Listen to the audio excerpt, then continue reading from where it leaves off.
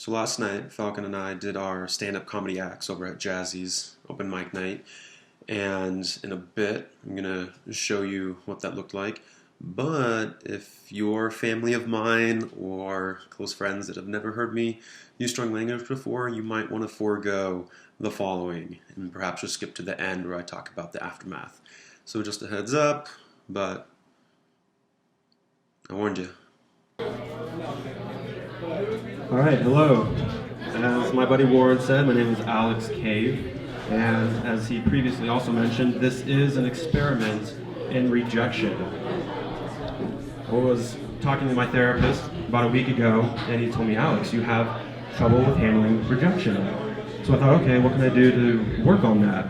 Well, if I had a girlfriend, I could take her in the middle of football field during a game, propose, and then just be utterly shut down and be that guy where when you look up on the big screen TV, he's down on one knee, asking the question, and you know what he's doing, and then you just see the girl like have this panicked look and start running off the field, and you're like, oh shit, that poor bastard needs a beer.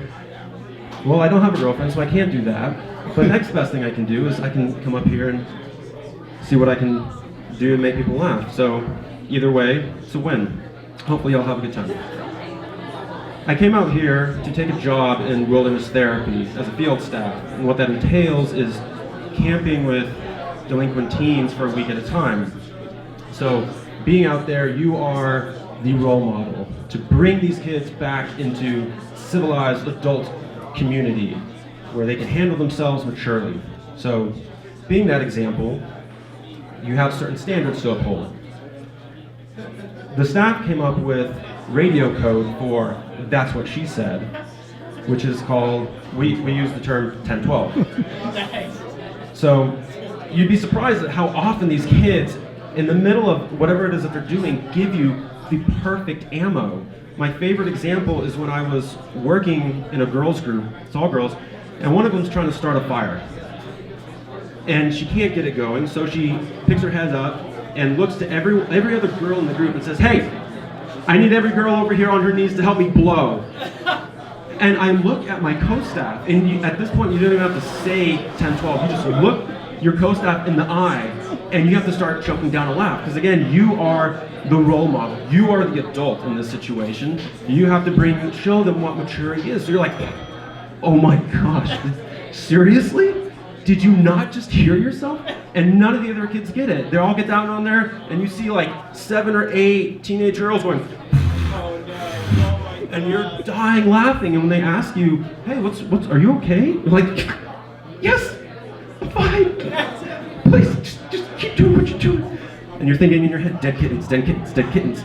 And then the same girl picks her head up and goes, we've almost got it. It's almost there. I can feel it. Keep blowing. And you're like, oh my gosh, that's it. My second favorite example is when one of the students actually figured out what 10-12 meant. Because whatever staff she had previously obviously didn't do a well enough job keeping it on the down low. So my co-staff is brushing her teeth, mouth full of toothbrush and toothpaste, and someone asks her a question. So without thinking, she replies with, oh. This kid gives her this sly smile, looks over to her and goes, 10-12. And you're like, oh my gosh, that's perfect. But here's my co-staff now, sounding like she's giving a blowjob, like choking on the toothpaste and the toothbrush, because this kid figured it out. My experience working out in the field taught me that I really enjoy working with older kids rather than younger kids. Because with older kids, you have something. You can, if you want to get them to do something, you can guilt trip them, you can rationalize with them, you can motivate them. There's something there to always work with. With a little kid, they don't have that yet. They don't have that mentality of, hey, I want to do this, not do this, that you can work with.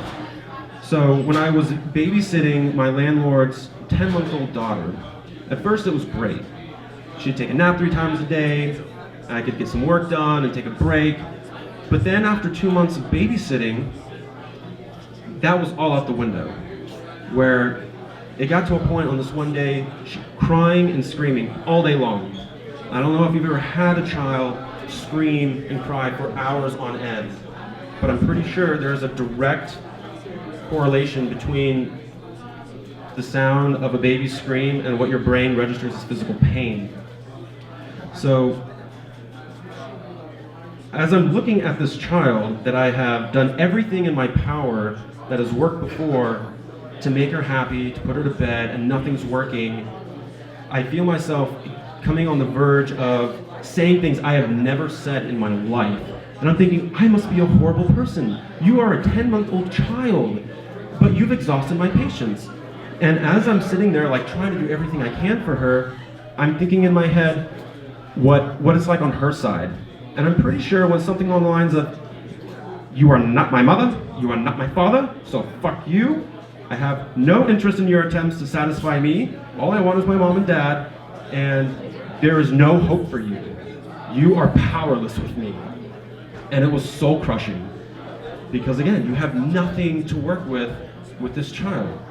It's like being in an abusive relationship. Here you are, trying to do everything you can to make someone happy, and they're like, I want your all, and it's still not good enough. So thank you all for your time and attention, and I will surrender the mic. You suck, Alex! I know.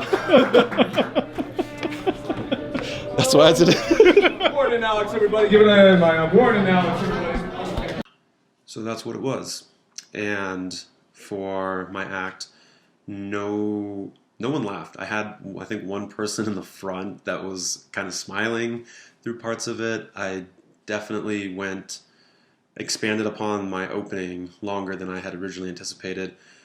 But again, it was an experiment in rejection. And surprisingly, I felt better than I thought I would, both during and right after. Leading up to getting on stage, I was somewhat nervous, because while I've read in front of people before, it's never been my own words. It was, me putting out what I had created in front of other people, as opposed to just reading something else someone else had written in front of a bunch of people. So, in that sense, it was good to know that, hey, I knew that being rejected was likely, and yet didn't really feel quite so bad, thankfully, which is great, because now whenever, I have to go for my business, propose to other people for them to invest in it, or for people to help out, if they say no in whatever manner, it's like, I know what that feels like. No biggie. So, success.